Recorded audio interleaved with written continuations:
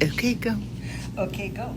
It's Lisa Quilting in the Valley. We are doing our burrito pillowcase in the standard size with French seams. Okay, so the first thing you do is for the standard size pillowcase, we're gonna have a 1/4 yard of cuff fabric. I have it laying on my cutting table, right side facing up. Then I have a 2.5 inch strip of my flange or my accent fabric. I have pressed it together, wrong sides together. So it's folded in half and pressed. I'm gonna line that up with the top raw edge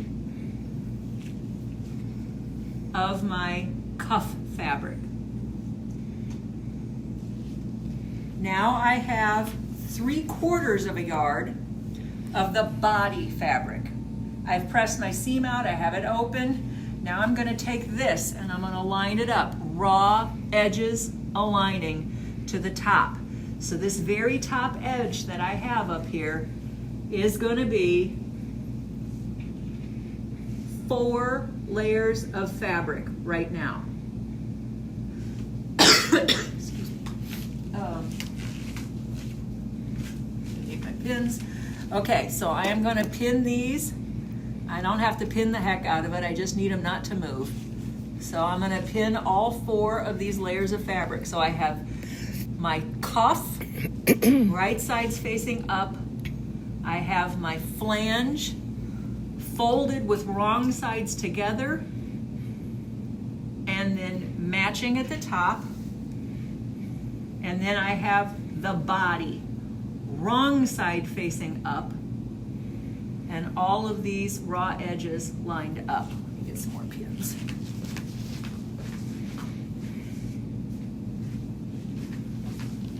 Okay. We've been doing something else and all of our pins migrated from one place to another. Okay. So now I have the body of my pillowcase is just hanging loose down here. I'm gonna take this and I'm gonna roll it. Roll it, roll it, roll it. All the way up into the cuff piece.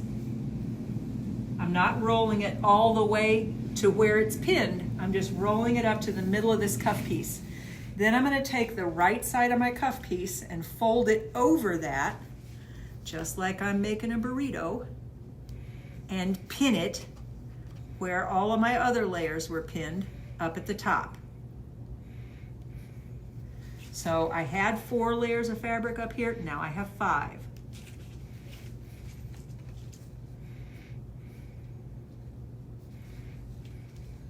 And I'm just securing this all the way across.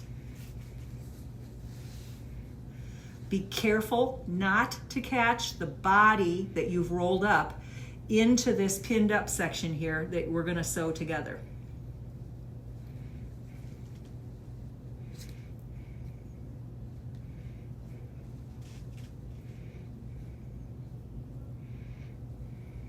Okay, now I'm gonna take this to the sewing machine.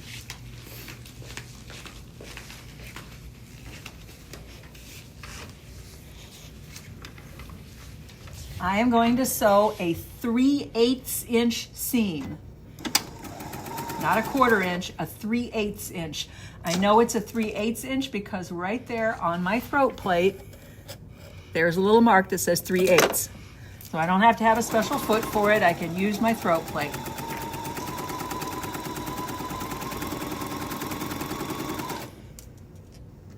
And I'm just kind of unpinning and readjusting as I go.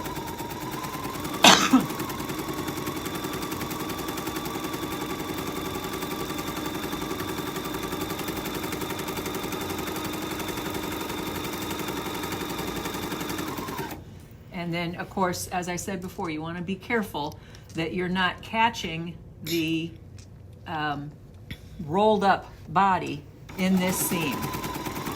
I can feel it with my left hand. I can feel that it's over here, so I know I'm not. But just make sure that's the case. Make sure you can feel that over there and it's not slipped up into your seam, because you won't be able to, it won't be a burrito pillowcase if you do that. It'll just be a mess of fabric sewn together.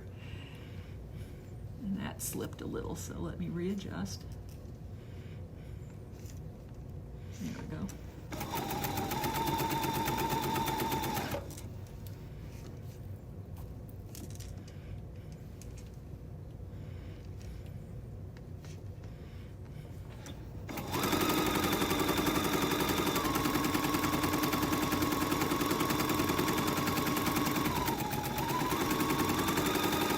Okay,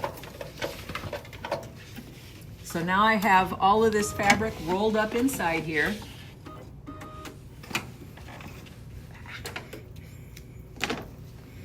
And I'm going to pull it out and turn it inside out. So I'm going to take that cuff and just turn it out and then just pull.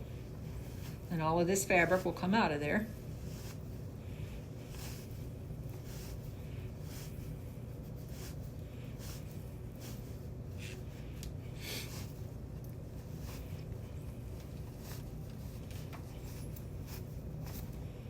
Okay, so now there's my cuff with my flange, and there's the body.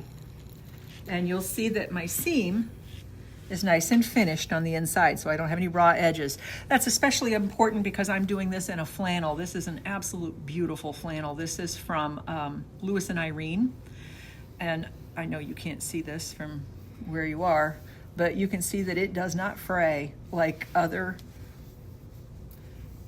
fabrics do. The hand on this is just gorgeous. Wouldn't it be nice if YouTube would do something where you could do touch and feel while you're watching? Touch and feel, that'd be great.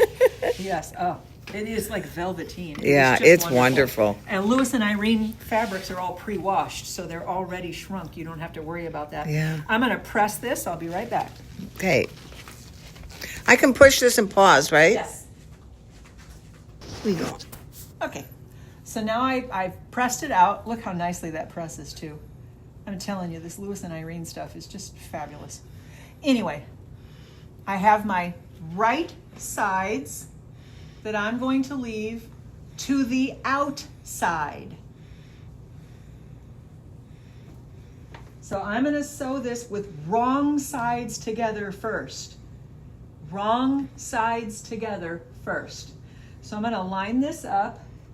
And I'm going to be real careful that my flange or my accent fabric is lined up well.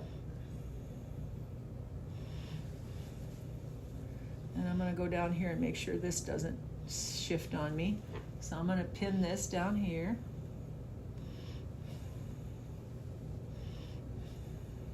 Okay, and then I'm going to start at the top and with a scant 1/4 inch seams. This is one of the first times in ages I've used a scant 1/4 inch seam.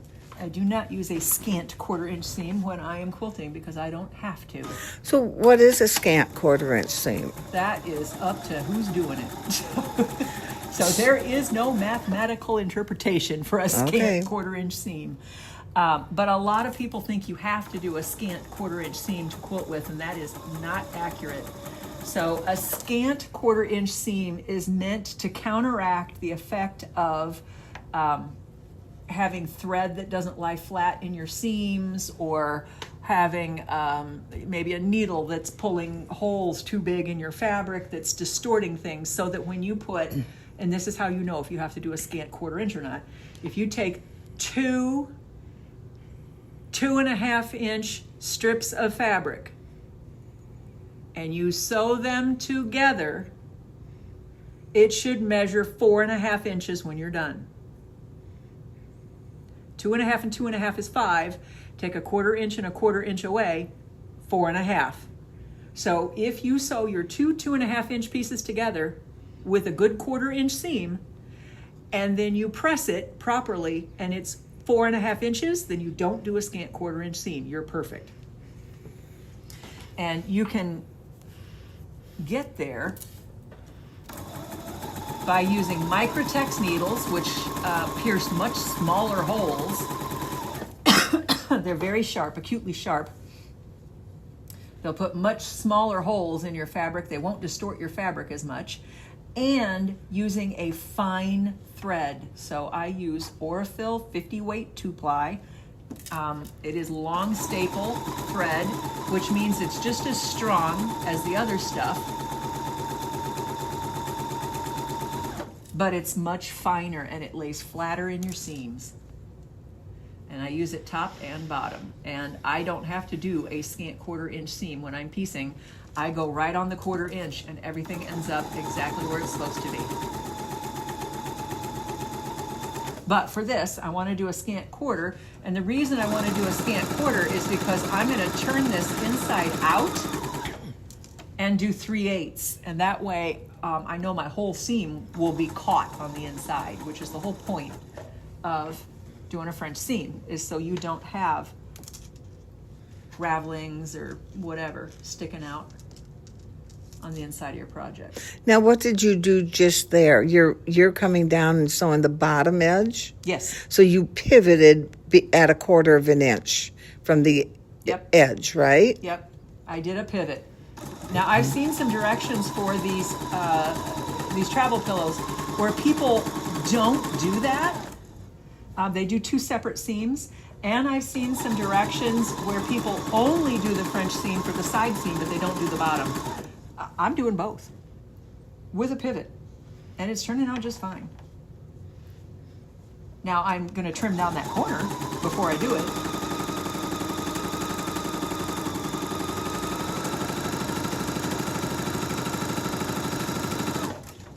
Okay. Matter of fact, I'm going to trim down both corners. Mm-hmm.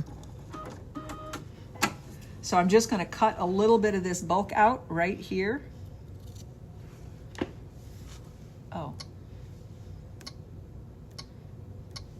Oops. Cut a little bit of that bulk out, and that way when I turn that to do my French seams, so I was doing this yesterday and I cannot tell you how many people popped in to tell me I was doing French seams wrong. I don't know how you do your French seams, but it's wrong sides together first, then right sides together, and that covers your seam allowance. I'm going to use this. You haven't seen this. This is new. It's from R&K. Nice. Yeah, well, the other thing that this is really good for, besides pointing the points out, which is good for pointing the points out, it's got a ball tip. So look how nice that is. Yeah, so you don't go through with a pair of scissors and Right. go right into the... Yeah, so it does that, but it also, I can go along that seam, and instead of me, you know, when I'm at the iron sometimes, I'm like licking my fingers and trying to pull the seam out. I can go in here with this, and it just pulls that seam all the way out. It is just such a nice tool. Hey, look at that. So I'm pulling all that fabric out, so when I do my next seam, I'm not going to have It's too kind much of fabric. pre-setting it. Yeah. Yeah. Well, shoot. That just about fell on your broke foot, didn't it? Oh, dear. Okay, now, I've got all that turned in. And I probably should actually press this. But whatever, we're going to live wild. All right. I'm going to go ahead and start at the top. And now I'm at 3/8 of an inch again. And I am going to do a back stitch up at the top because this is where you're going to get the most stress on that seam as you're pulling your pillow in and out, you know, when you go wash your pillowcase. Okay, so I'm back at a 3/8 inch seam.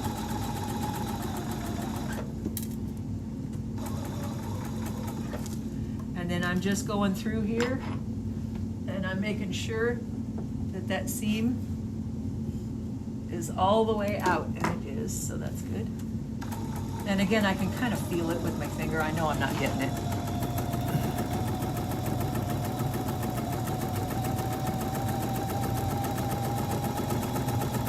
Because I don't want ravelings. The whole point of doing this is so that you don't have ravelings and strings and stuff hanging out on the inside of your pillowcase. And you can see, well, I can do it with my nails. You can see that it's just, there's where my seam is.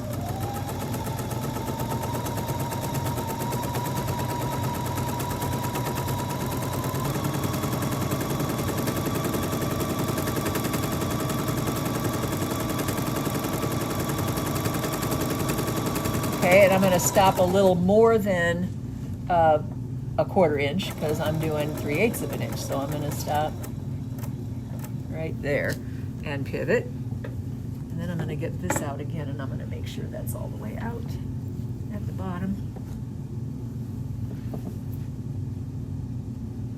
And it seems like it is. Yeah, it is. Okay. And then I'm going to do this seam.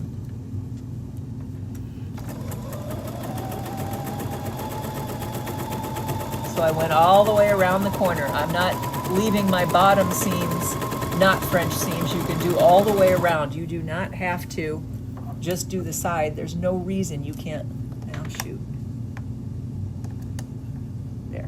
There's no reason you can't go all the way around. I felt that roll under. That's why I stopped. I did feel it kind of, the seam kind of rolled under a little there. Which it wouldn't have done had I stopped and pressed, but whatever.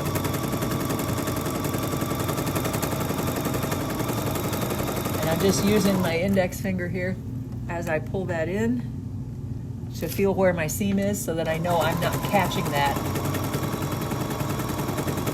in my seam allowance. And there we go. Voila. That is all there is to making one of these. And then I have nice finished seams on the inside. There's nothing to catch on anything. This is a standard size pillowcase. So if you were gonna make for a king size, you would make it, I imagine, a little bit bigger. I've never had to use a king size pillow, so I don't know. Oh! I did poke right through. Ooh. Okay. Okay. Okay. That's pretty.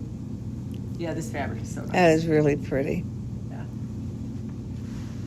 There we go. Very nice pillowcase.